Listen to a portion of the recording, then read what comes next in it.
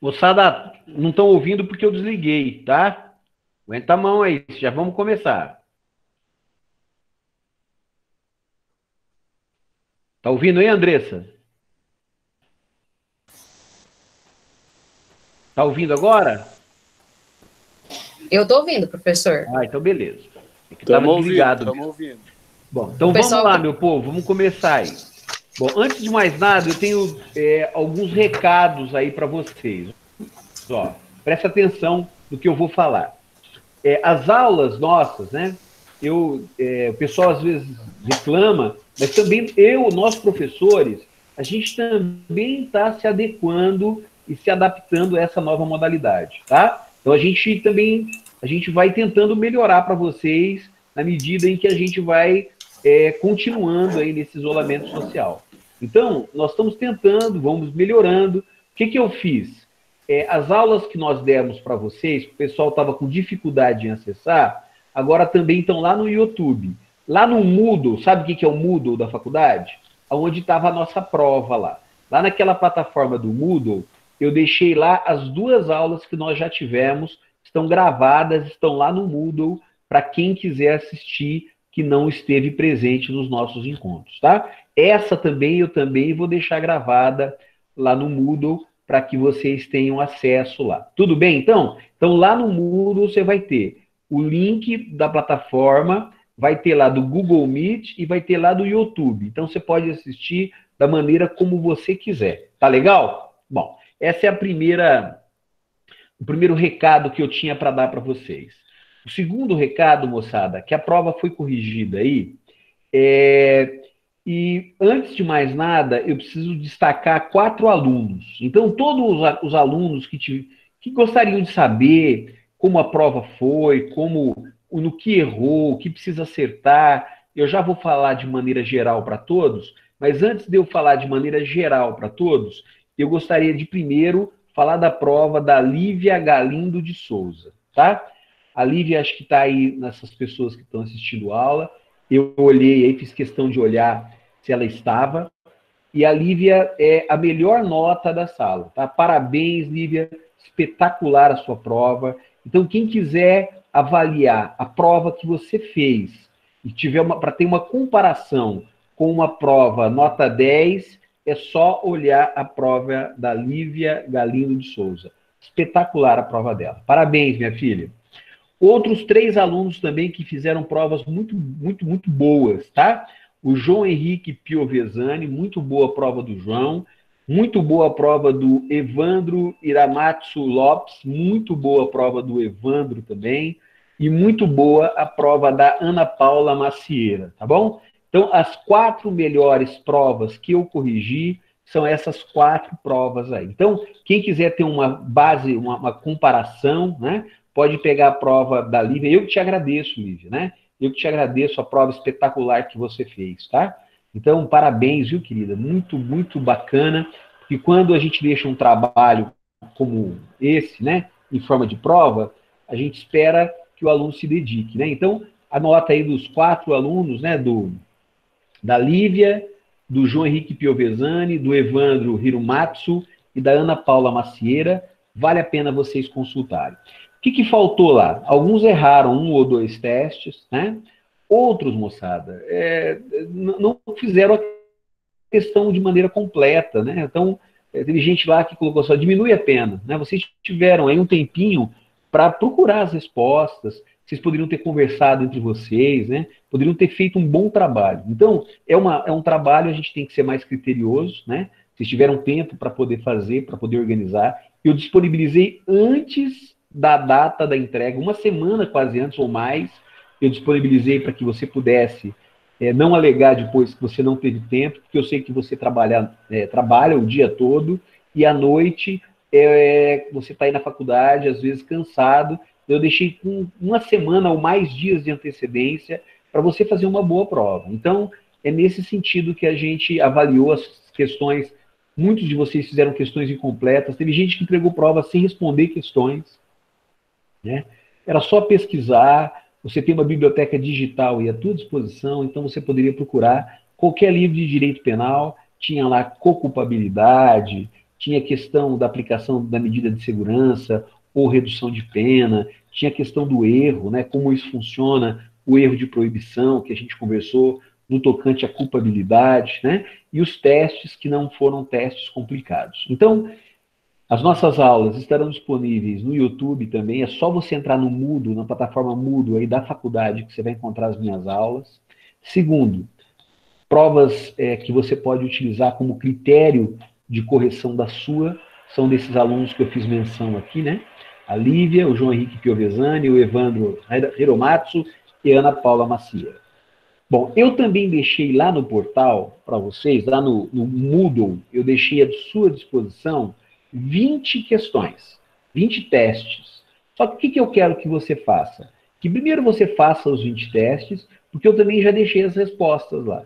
Então, tem os 20 testes e o gabarito logo abaixo dos testes. Então, se você olhar lá no gabarito, o exercício perde a razão de ser, tá bom? Então, tentem fazer primeiro os 20 testes, depois você olha lá no gabarito se você acertou ou não. Não vai valer nada, é só para a gente, porque a gente está quase terminando aí o nosso papo sobre concurso de pessoas, né? Hoje é o dia 23, na semana que vem a gente provavelmente finaliza essa conversa nossa de concurso de pessoas e a gente passa para outro ponto do nosso curso, que é a chamada pena, né? Responsabilidade penal, aplicação da pena, como funciona a teoria da pena dentro do mundo do direito penal. É isso que a gente vai trabalhar a partir da nossa próxima aula. Então, a gente está quase terminando o artigo 29, o artigo 30, o artigo 31.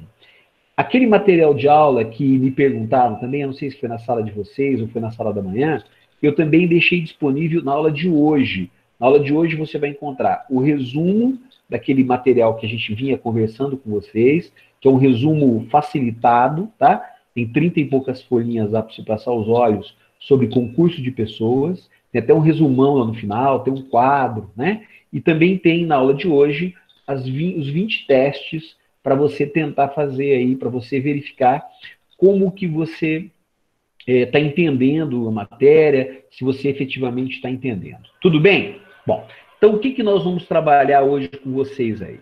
A gente, dando continuidade àquela ideia sobre concurso de pessoas, né? Sobre concurso de agentes, a gente vai trabalhar com vocês no tocante ainda, pensando na ideia da autoria, da coautoria, da participação, né?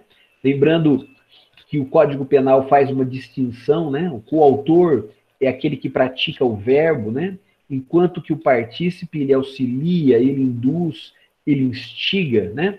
A nossa teoria é a teoria unitária, né? É todos aqueles que praticam o crime respondem, consequentemente, pelo crime praticado. Tem algumas exceções no direito penal, que são exceções pluralistas, mas como regra geral, se todo mundo pratica um furto, todo mundo, pela teoria unitária, vai responder pelo delito de furto. Bom, nós conversamos, vocês até tiveram um pouco de dúvida sobre essas teorias. Nesse material que eu deixei, nesse resumo de aula que eu deixei para vocês lá no Moodle, tem lá todas as teorias para que você possa passar os olhos, para que você possa olhar aí com maior facilidade, né, para que você possa ter uma tranquilidade maior na hora de ler. Bom, continuando então o nosso bate-papo, o que nós vamos falar hoje, né? Hoje nós vamos falar sobre a ideia da chamada autoria colateral. O que é essa ideia da autoria colateral? Que nós temos alguns exemplos aí, alguns problemas, né?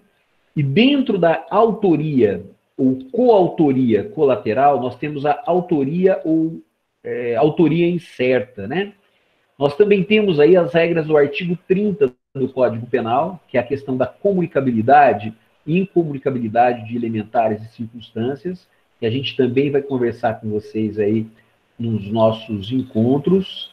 E também nós temos ainda o artigo 30, a participação impunível, né, que está aí no artigo 31, a participação de menor importância, né, que a gente também já falou um pouquinho. E por último, o último ponto da aula de hoje, para a gente quase finalizar, se der tempo, a questão da colaboração, da delação premiada no concurso de pessoas. Inclusive, falando dessa lei 12.850 de 2013, que fala lá da criminalidade organizada no país, tá? Como isso funciona, como é que são as regras relacionadas a esse tema, o que é importante a gente saber dentro da ideia da colaboração, né? Como é que funciona a delação, como é que funciona a colaboração. Esse material de aula que eu estou fazendo aqui, que eu estou rodando com vocês, esse material de aula já está disponível, está lá no seu Moodle. Na aula de hoje, você vai encontrar esse resumão que a gente vai falar hoje com vocês. Moçada, alguns alunos me mandaram aí, dizendo que às vezes eu falo muito rápido, né? Só que aquilo que eu estou repetindo, né? A gente está aprendendo a dar aula através desse mecanismo, tá? Eu nunca dei aula por videoconferência, nunca dei aula em EAD, tá? Então, para mim, o que está acontecendo aqui para nós é novidade para vocês e também é novidade para mim, tá? Então, nesse sentido, se eu estiver correndo muito ou estiver muito empolgado aí, muito viajando, você, professor, volta um pouquinho, fala um pouquinho devagar, não precisa nem mandar aqui no chat, não. Pode entrar no áudio aí e falar comigo para que eu caia na real aí, tá? Porque eu também, né, estou aprendendo. Hoje de manhã mesmo, eu falei isso para um aluno, né? Ele estava reclamando lá. Falei, ó, companheiro, da mesma maneira que você também está aprendendo a ter aula assim, eu também estou aprendendo a dar aula assim. Para mim também não é fácil, tá bom? Então, peço aí para vocês um pouco de paciência e me ajudem aí nas nossas conversas. Joia? Bom, então a gente estava falando aí, na verdade, o tema que nós vamos falar um pouquinho hoje é a chamada autoria colateral e autoria incerta. Eu coloquei em azul aí que a autoria colateral, ela ocorre quando duas ou mais pessoas querem cometer o mesmo crime e agem ao mesmo tempo sem que uma saiba da intenção de outra. Ou seja, olha que interessante. É possível que isso aconteça? É fácil disso acontecer? Não, não é fácil disso acontecer. É possível que aconteça? De forma remota, é possível que aconteça. Inclusive, eu trouxe dois exemplos aqui. Um exemplo de um delito, de um furto, e o outro exemplo, que é o exemplo de homicídio, que esse é mais frequente nos livros, nos resumos aí. Então, olha que interessante. Por que aqui não acontece o concurso de pessoas na chamada autoria colateral? Porque lembra que eu falei para vocês que para ter concurso de pessoas, né, para ter lá coautoria ou mesmo a participação, como regra geral, tem que ter um liame subjetivo, tem que ter uma intenção, né? O agente que comete um crime junto com outra pessoa, ele, na verdade, necessita de adesão da vontade. O que é isso, Cláudio? Liame subjetivo, adesão de vontades. O que isso significa? É claro, né? Se eu quero cometer um delito de furto, de roubo, de homicídio, de latrocínio, de estelionato, né? Para que aconteça esse crime, é necessário que você e eu, ou mais integrantes, se manifestem, ou tenham a mesma intenção. Na maioria das vezes, a gente tem que ter o dolo, né? Ou o dolo direto, ou o dolo eventual, né? Por isso que, na maioria das vezes, a coautoria, a participação, ela acontece nos delitos dolosos, né? Geralmente fica complicado ter uma participação culposa em crime doloso, né? Essa discussão dos delitos culposos, da coautoria ou mesmo da participação nos delitos culposos, é uma discussão que a doutrina trava, né? E, na verdade, há entendimento aí que talvez na coautoria poderia ser possível a coautoria culposa, mas na participação não tem como participação em crime culposo, mas é uma discussão que eu até deixei no material de resumo lá, que eu gostaria que vocês passassem os olhos. Bom, mas o que acontece aqui na autoria colateral, então? Então, é quando mais de uma pessoa, lógico, para existir a ideia da coautoria, tem que ser nesse sentido, quando mais de uma pessoa resolve vir a praticar um delito, e um não sabe, muitas vezes, que o outro também está cometendo um crime. Então, tem um exemplo aqui, né? Quando dois ladrões resolvem furtar objetos de um supermercado ao mesmo tempo, sem que um saiba da atuação do outro. Ambos escondem mercadoria sobre a blusa e saem sem pagar. Cada um cometeu o delito de furto, né? Não tem como haver concurso de agentes. Por quê? Porque não há o vínculo subjetivo, não há o acordo prévio entre esses dois criminosos, entre esses dois meliantes. A autoria colateral nada mais é do que duas pessoas, coincidentemente e concomitantemente, cometendo crimes contra a mesma vítima, sem que haja o liame subjetivo entre elas.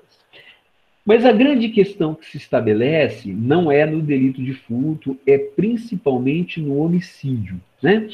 Esse, na verdade, é a questão que cai em concurso, cai no exame de ordem, né? Eu até coloquei aqui em negrito no nosso material de resumo, para que você verifique, né? A questão se torna mais interessante quando um dos autores colaterais consegue consumar o crime e o outro não. Até o exemplo que eu coloquei aqui, né? João e Pedro querem matar Antônio, mas um não sabe da intenção do outro. João aguarda a vítima de um lado da estrada e Pedro do outro. Quando Antônio passa, ambos atiram ao mesmo tempo e a vítima é alvejada por apenas um dos disparos. No caso em tela, se ficar provado que a vítima morreu em virtude do tiro de João, esse responde por homicídio consumado e Pedro por tentativa de homicídio. Não se trata de crime possível porque a vítima está viva no momento em que ambos apertaram o gatilho de suas armas. Não se fala aqui em coautoria ou mesmo em participação, pois estas só se configuram quando há o liame subjetivo, ou seja, quando os envolvidos sabem que estão concorrendo para um resultado comum.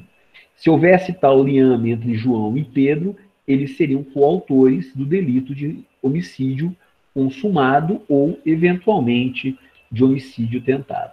Então, a discussão que muitas vezes se coloca aqui, você já deve ter visto aí, muitas vezes nas notícias do Rio de Janeiro, quando policiais lá adentrando as favelas, né, os locais mais pobres do Rio de Janeiro, os policiais disparam contra possíveis traficantes. E a grande questão é, de qual arma o projétil que matou ou civil ou traficante, de qual arma saiu essa bala, né? Quem é que foi o causador da morte? Porque a gente está acostumado a ver aí, né, nos disparos, eventualmente, que a polícia faz, quando adentra nessas localidades, quase todos os policiais disparam. E olha que interessante, se não conseguir identificar quem é que causou efetivamente a morte, nós teríamos lá uma situação, né, ou de uma tentativa branca, né, que não gera consequências penais, ou, na pior das hipóteses, uma tentativa de homicídio, né, mas não um homicídio consumado, quando a perícia, ou mesmo quando não se consegue vislumbrar, através da investigação policial, qual dos policiais realizou o disparo. Isso é importante, porque no campo penal, nós não admitimos a responsabilidade objetiva. Então, nós temos que identificar com clareza quem foi o autor dos disparos para que esse seja responsabilizado de maneira justa por aquele ato que ele cometeu. Então, quando isso acontece, né, quando essas situações acontecem, quando não existe o acordo prévio entre aqueles que vão efetuar os disparos contra a vítima, nós não teremos o concurso de pessoas. Né? Não há o concurso de pessoas, mas sim o que a doutrina menciona, chamada de autoria colateral. Cláudio, e quando um sabe da vontade do outro, né, eles combinam para matar o sujeito. Aí ambos respondem pelo crime em concurso de pessoas, porque ocorreu o acordo, o prévio consentimento, o que nós chamamos de liame subjetivo, e, portanto, aí fica fácil. Quando dá problema é quando um não sabe da conduta do outro. Sim. Professor, então, no caso, quando não sabe da conduta do outro, aí é o que o senhor está falando da autoria colateral. Isso. E quando, nesse caso, você falou assim, se eles soubessem, aí já ia entrar na teoria unitária, que é a que nós usamos. Isso aí, show de bola. Tá, é isso aí mesmo, tá? Cláudio, e a autoria incerta? A autoria incerta, ela é estudada dentro da autoria colateral quando não se consegue apurar qual dos envolvidos provocou o resultado. É justamente nos casos que eu acabei de contar para vocês aqui, né? Os policiais, né? Eu estou dando um exemplo aqui, não é uma crítica, né? Às vezes a polícia não tem outra maneira de adentrar em outras localidades, né? Não tem outra forma de enfrentar a criminalidade a não ser também através de disparos, né? Então, muitas vezes, né, quando a gente assiste aí a Tropa de Elite, né, só para tentar ilustrar a aula, o pessoal adentra lá nas áreas perigosas do Rio de Janeiro e todos eles disparam ao mesmo tempo, né? Quando não consegue, né, efetivamente descobrir quem foi o autor dos disparos, né, nós estaríamos diante a chamada autoria incerta, que é um problema que acontece também dentro dessa discussão que nós travamos, que a doutrina trava, né, e que eventualmente também pode acontecer no mundo real, que é a chamada autoria incerta. Então, o exemplo que nós temos aqui, né, João e Pedro querendo matar Antônio, um não sabe da intenção do outro, então não há coautoria, não há liame subjetivo, não há acordo. Ambos disparam contra a vítima, que morre recebendo apenas um disparo. Porém, não se consegue apurar qual deles causou a morte. Então, olha que situação complicada, né? Esta autoria é incerta, a solução é que ambos respondam por tentativa de homicídio, né? É injusto, totalmente injusto, né? Mas já que a gente não consegue, já que a polícia civil, né, o delegado de polícia, teve toda a oportunidade de realizar uma perícia no cadáver, uma investigação, uma apreensão das armas, e mesmo assim ele não conseguiu identificar efetivamente quem foi o autor, quem gerou, qual disparo gerou a morte, ou quem é que matou Antônio, a solução mais adequada e justa, segundo a doutrina, é que ambos respondam por tentativa de homicídio. E olha que interessante, a tentativa, né, moçada, por si só já gera uma redução da pena, né?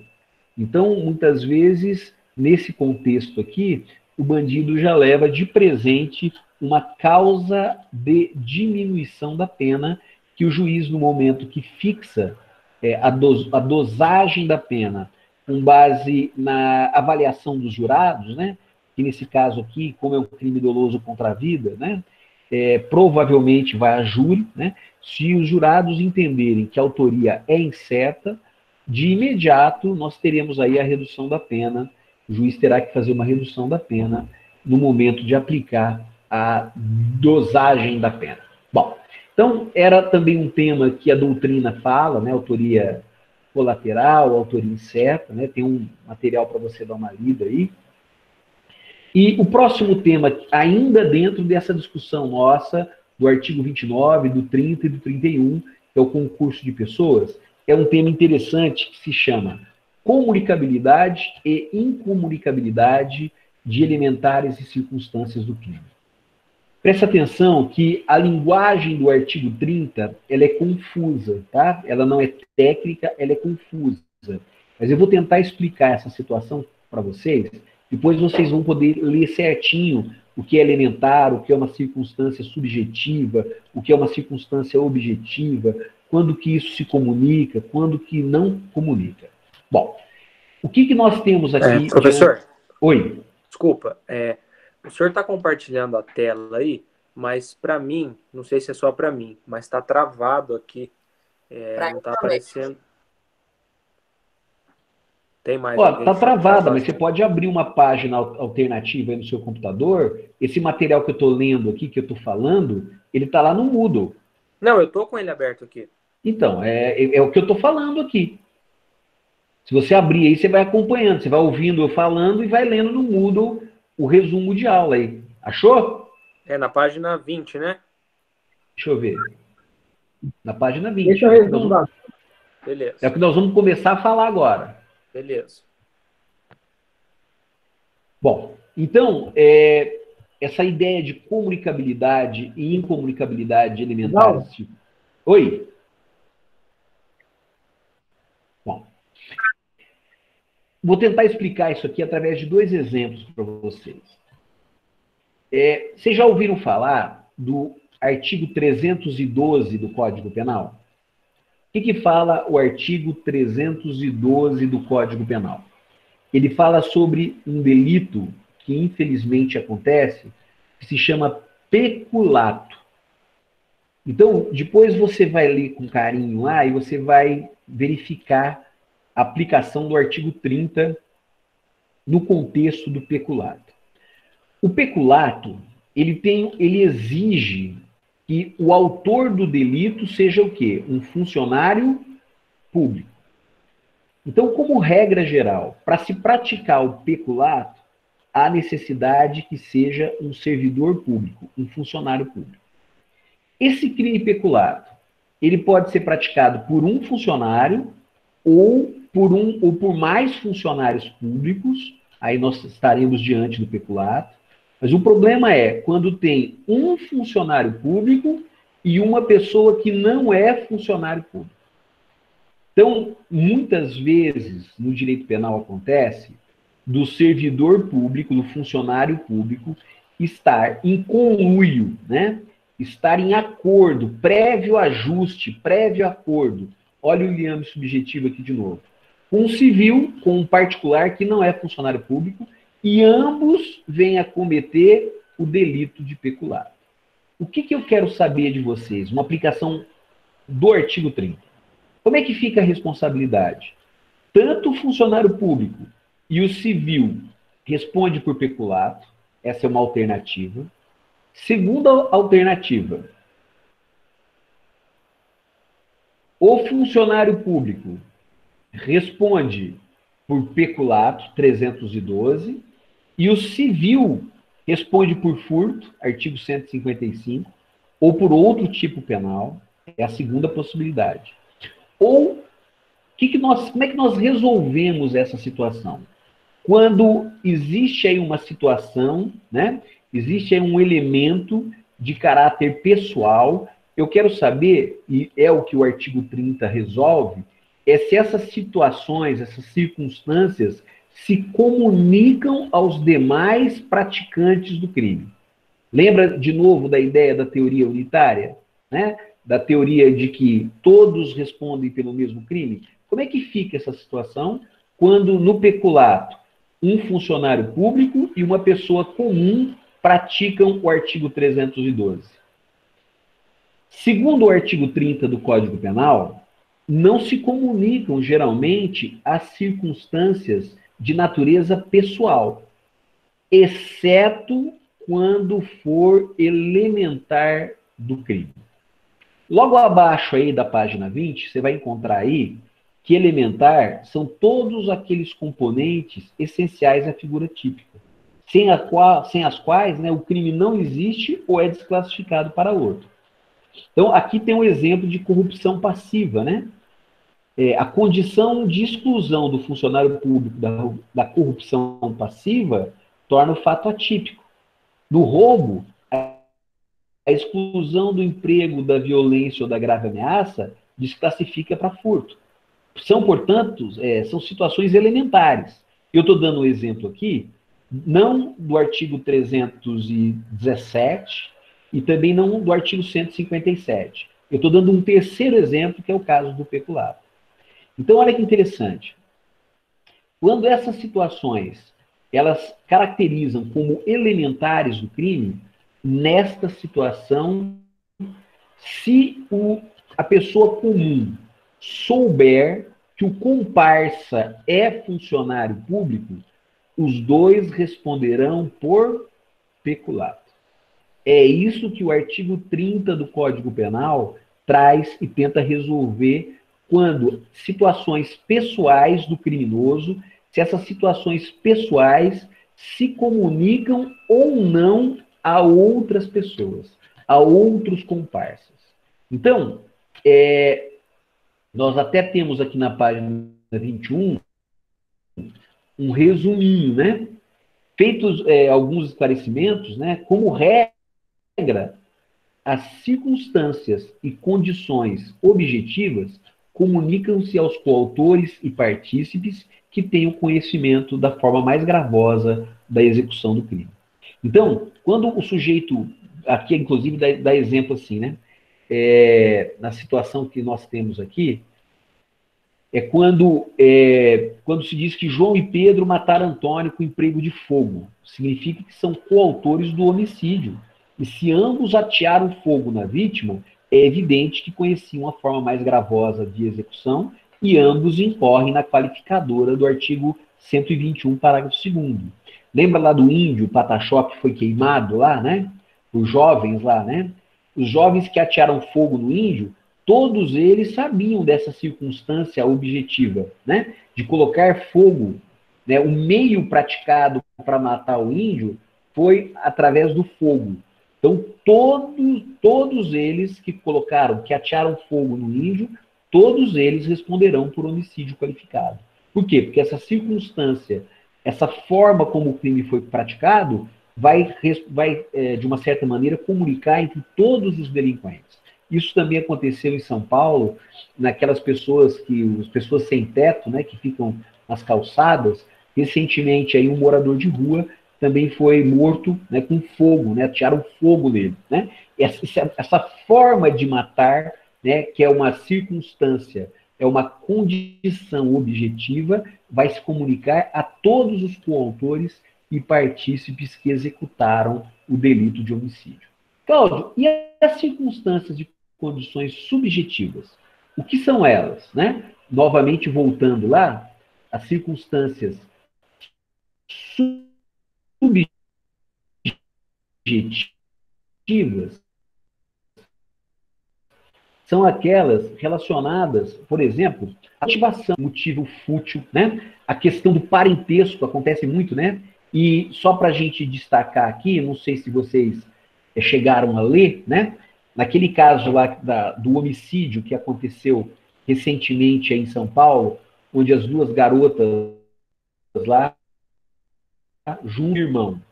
A pergunta que se coloca é: será que a forma como o crime foi praticado, né? Parece que, não sei se o irmão ou a mãe foram mortos, né? Foram colocados no carro, né? Não chegaram a morrer, aí eles atearam o fogo do carro e o fogo é que matou essas pessoas.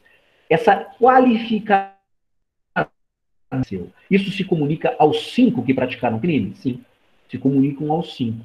E a questão do parentesco, que é uma situação pessoal da menina, né? Porque ela matou o pai, que nessa situação, né, as circunstâncias de natureza subjetiva não se comunicam, né? Mas isso, de uma certa maneira, não deixa de ser uma situação complicada, né? Porque você vai tirar, muitas vezes, uma qualificadora do crime, né? Uma agravante do crime, né? Sob o argumento de que a questão de ser filha, né? A questão de ser marido, né? A questão relacionada aí a condições de ordem subjetiva, de ordem pessoal, não se comunicará àquele sujeito que vai ou cometer o crime com você ou participar de alguma maneira. Inclusive aqui, né, eu trouxe um exemplo também aqui na doutrina, no tocante aí à corrupção, né? Que também é um caso interessante quando um funcionário público comete um crime com uma pessoa comum que não é funcionária pública. Mas uma das questões que gera mais debate nessa situação de comunicação de circunstâncias e situações elementares é no caso do infanticídio, né? O artigo 123 do Código Penal. Por que é esse 123 do Código Penal que gera muito debate? Eu não sei se você lembra, se você chegou a ler, mas o infanticídio acontece quando a mãe, em estado puerperal, logo após o parto, mata seu filho. A questão que se coloca é aqui: e se alguém ajudou a mãe a matar o filho? Como é que fica a responsabilidade penal dessa terceira pessoa? Porque a condição de mãe e o estado puerperal são circunstâncias que são subjetivas. Mas como é que fica essa questão? Então, a doutrina tem várias discussões no tocante ao exemplo clássico aí do infanticídio, né? Inclusive, eu coloquei aqui para mim, para vocês aí nessa terceira situação, fala assim, é o caso clássico do infanticídio, né? Em que a mãe, sob a influência do estado puerperal, mata o próprio filho durante o parto ou logo após. Caso outras pessoas colaborem com a mãe no ato de matar o filho, respondem também por infanticídio, né? Embora não estejam no estado puerperal e tampouco sejam a mãe da criança, né? E alguns autores, inclusive o Nelson Hungria, critica muito essa situação, que ele fala que o estado puerperal é personalíssimo da mãe. Então, a pessoa que auxiliasse a mãe a matar o próprio filho não poderia responder pelo artigo 123, mas sim por homicídio qualificado lá no artigo 121. Inclusive, essa divisão da doutrina no tocante ao infanticídio, quem melhor fala sobre ela é o livro lá da parte geral do professor Damásio, né? Que você tem lá na biblioteca também para você dar uma olhadinha nessas questões. Bom, nós temos também ainda um outro tema no concurso de pessoas, que é a chamada participação impunível, que é o último artigo aí do concurso de pessoas, que está aí no artigo 31 do Código Penal. Então, o que é essa participação impunível? Bom, de acordo com o artigo 31 do Código Penal, né, ela está aí na página 22. De acordo com o artigo 31,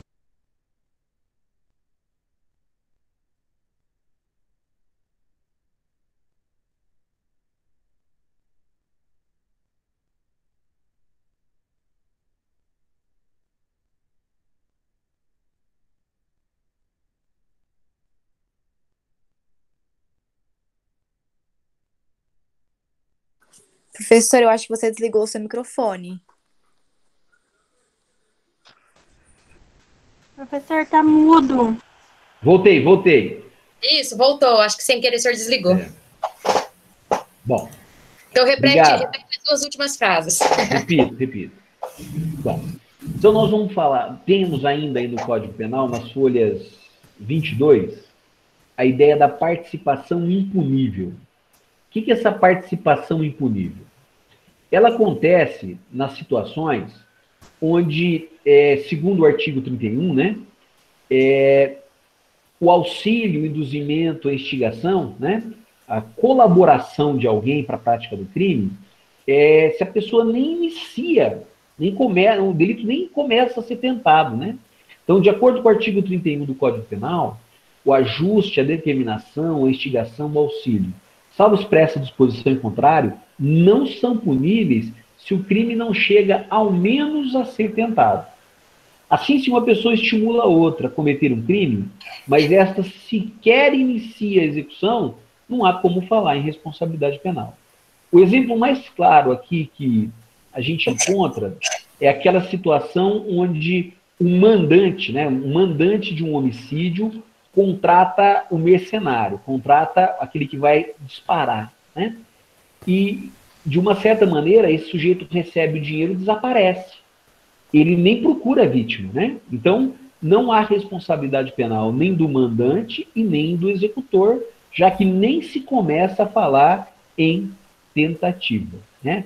Lembra que quando você estudou o iter criminis, né? O iter criminis lá é aquele caminho do crime. Primeiro cogita, prepara, inicia a execução.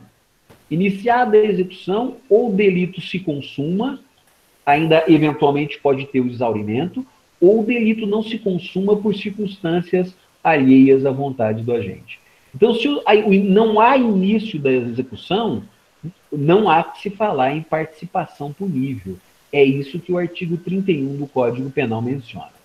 Mas eu até falei disso para vocês, porque tem uma exceção aí interessante para concurso público, que é, na verdade, o artigo 288 do Código Penal, uma redação dada pela legislação das organizações criminosas, né? A Lei 12.850 de 2013.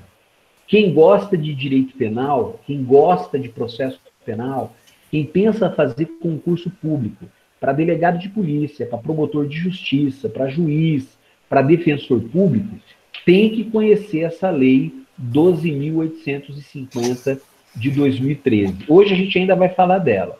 Inclusive, ela sofreu alterações agora, recentemente, no finalzinho de 2019, que entrou em vigência agora, em 2020, com o pacote anticrime. E o que fala essa legislação aqui? Que para legislação que responsabiliza a associação criminosa, um mero ajuste entre os envolvidos, visando a prática de crimes, já foi colocado como crime autônomo, né? Estando caracterizado, ainda que seus integrantes não cheguem a executar qualquer dos crimes pretendidos. É uma exceção a essa ideia do artigo 31 do Código Penal e aquela ideia que nós tínhamos lá também, que todo mundo, o criminoso só começa a ser punido criminalmente quando ele iniciar a execução do crime. Bom, sabendo disso ainda, né? Falando disso ainda, hoje nós temos aqui uma discussão sobre a delação premiada, na verdade, a última discussão que eu tenho no tocante ao concurso de pessoas, que é a delação premiada, colaboração premiada no concurso de pessoas. A grosso modo, isso aqui é a caguetagem, né? O sujeito que entrega o comparsa, né? Que tem aí hoje várias mudanças legislativas, né? E é uma lei extremamente importante, né?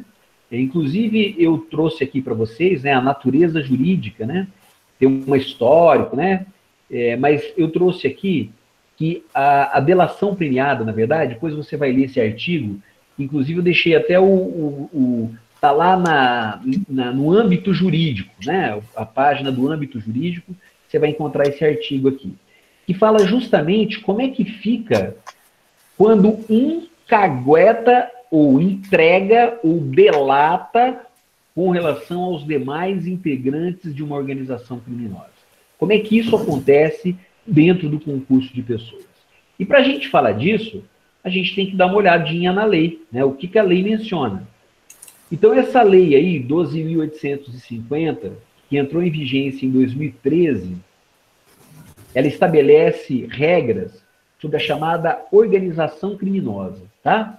Então, ela tem várias situações, inclusive ela define aí no artigo 1º, parágrafo 1º, o que é uma organização criminosa. Lembra aqui, ó, que eu falei para vocês que nesse caso aqui é um crime de concurso necessário, né? Um exemplo de crime plurissubjetivo. Por que é um crime, Cláudio, de concurso necessário? Por que é um exemplo de crime plurissubjetivo? Porque o próprio artigo 1º, inciso 1º, está falando assim, ó, para que seja a organização criminosa uma organização criminosa, é necessária a associação de 4 ou mais pessoas. Então, é o tipo de delito do sistema penal brasileiro que não tem como, não há como ser praticado sem que 4 pessoas ou eventualmente mais pessoas venha a integrar essa organização criminosa. E como é que fica, Cláudio, nessa organização criminosa, quando um dos integrantes da organização criminosa, né, um dos envolvidos na organização criminosa, quando ele, na verdade, entrega os demais comparsas? Bom, mas antes de eu falar disso, antes de eu te dar a resposta, é importante dizer que a própria lei fala, né, que a colaboração, né, a delação, é um meio, né, de obtenção de prova, tá? É um meio de obtenção de prova, segundo o artigo 3º, ao lado de outros meios, tá? Logo, logo, quando a gente for falar com vocês no 4º ano aí de penal, vocês vão perceber que eu vou falar bastante desse artigo 3º, né? Que são novos mecanismos utilizados pela polícia na investigação de crimes e de organização criminosa, né? Olha que interessante aqui, ó, além da colaboração premiada, captação ambiental de sinais eletromagnéticos, ópticos ou acústicos, ação controlada, acesso a registros de ligações telefônicas e telemáticas, dados cadastrais, constantes de bancos públicos ou privados, informações eleitorais ou comerciais, interceptação de comunicação telefônica, que já existe, né? Afastamento de sigilo financeiro, bancário, fiscal. Olha essa daqui, ó. Infiltração de policiais em atividade de investigação. Cooperação entre as instituições dos órgãos federais, distritais, estaduais e municipais na busca de provas e informações de interesse da investigação. Então, a colaboração premiada para o Estado é um meio de investigação também. Entretanto, agora, recentemente, com o pacote anticrime, a novidade do pacote anticrime, essa nova legislação, que a gente também vai conversar sobre ela durante as nossas aulas, que é a Lei 13.964, de 2019, que ela mudou o Código Penal, mudou o Código de Processo Penal e mudou também várias leis especiais, como a lei aqui da organização criminosa. Lá no artigo 3º-A, fala assim, ó, o acordo de colaboração premiada é negócio jurídico processual e meio de obtenção de prova, né? Então, olha que interessante. Eu acho que você não deve ter ouvido falar ainda no processo civil, né, sobre o negócio jurídico processual. Essa colaboração premiada, no mundo penal, é um acordo, é um negócio que é feito, muitas vezes, entre o promotor, é possível que o delegado também o faça, o criminoso e o seu advogado. Ou seja, é um acordo que é feito justamente para que um dos comparsas venha entregar os demais criminosos. E a pergunta que se coloca aqui, Cláudio, que vantagem que esse colaborador tem? O colaborador que entrega os demais comparsas. Quais são as vantagens? Nós temos algumas vantagens. Uma das vantagens é o próprio perdão judicial. O que significa isso, então? Significa que o sujeito pode ser perdoado, né, segundo o artigo 4º. Então, o juiz poderá, a requerimento das partes, para aquele acordo, para aquela delação, ele pode conceder a extinção da punibilidade daquele que efetuar a entrega, a delação, né, a caguetagem dos demais envolvidos. Também pode reduzir a pena em até 2/3, ou seja, reduz a pena bastante. Ou ainda substituir a pena privativa de liberdade por restritiva de direitos. Então, aqui nós encontramos as vantagens que aquele criminoso que venha a praticar um delito em uma organização criminosa e entrega os comparsas, né, segundo o artigo 4º, né, da legislação aqui em vigor, da legislação da organização criminosa, as vantagens que eventualmente ele terá com essa prática, com essa conduta. Tá? Então, é uma outra situação importante também, que eu também deixei para vocês aí, além do artigo, tá? Deixei aí também onde que existe essa organização criminosa, né? Onde que nós temos aqui a possibilidade de delação, tá? Em quais crimes você vai encontrar a possibilidade da caguetagem, tá? Como é que isso funciona dentro do direito brasileiro? Por isso que eu deixei esse artigo, que ele vai trazer com clareza essas situações. Bom, aqui, moçada, eu termino, então, né, o artigo, na verdade, a parte do nosso Código Penal, nessa terceira aula, a gente define aí a ideia do concurso de pessoas, né, a coautoria, a participação, as teorias, né, a teoria restritiva, a teoria unitária, a teoria do domínio do fato, né? A gente define aí, na verdade, as questões relacionadas ao artigo 29, ao artigo 30 e ao artigo 31 do Código Penal. Bom, dúvidas, questões?